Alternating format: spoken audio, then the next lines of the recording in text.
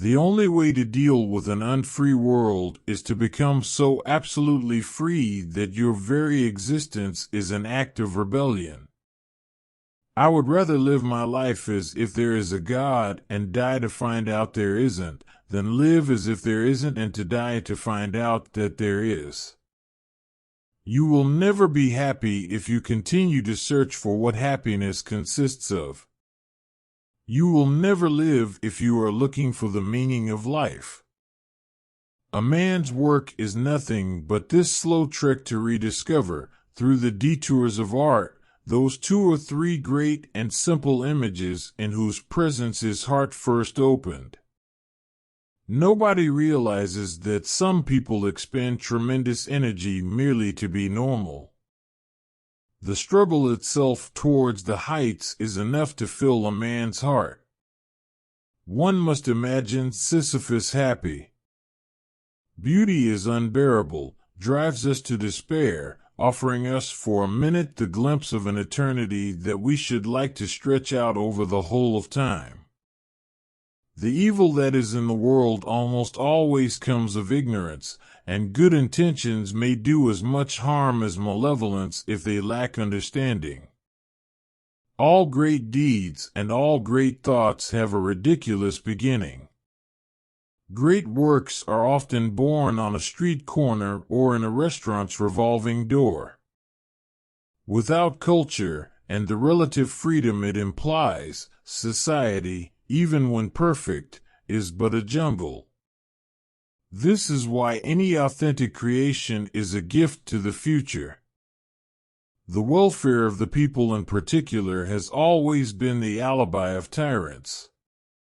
The world is never quiet, even its silence eternally resounds with the same notes and vibrations which escape our ears.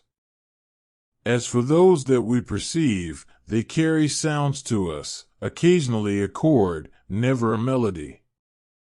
Basically, at the very bottom of life, which seduces us all, there is only absurdity, and more absurdity.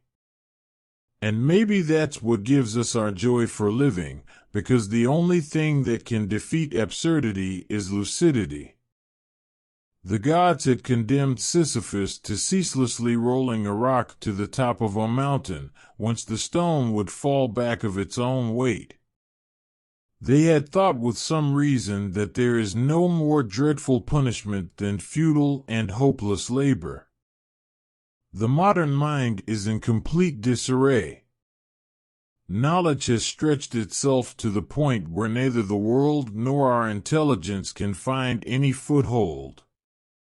It is a fact that we are suffering from nihilism. There is in me an anarchy and frightful disorder. Creating makes me die 1,000 deaths, because it means making order, and my entire being rebels against order. But without it I would die, scattered to the winds. Every act of rebellion expresses a nostalgia for innocence and an appeal to the essence of being. It is necessary to fall in love, if only to provide an alibi for all the random despair you are going to feel anyway. We always deceive ourselves twice about the people we love, first to their advantage, then to their disadvantage. As a remedy to life in society, I would suggest the big city. Nowadays, it is the only desert within our means. We get into the habit of living before acquiring the habit of thinking. In that race which daily hastens us towards death, the body maintains its irreparable lead. He who despairs of the human condition is a coward, but he who has hope for it is a fool. For if there is a sin against life, it consists perhaps not so much in despairing of life as in hoping for another life and in eluding the implacable grandeur of this life. A free press can, of course, be good or bad, but, most certainly without freedom, the press will never be anything but bad. In order to exist, man must rebel, But rebellion must respect the limits that it discovers in itself, limits where minds meet, and in meeting, begin to exist.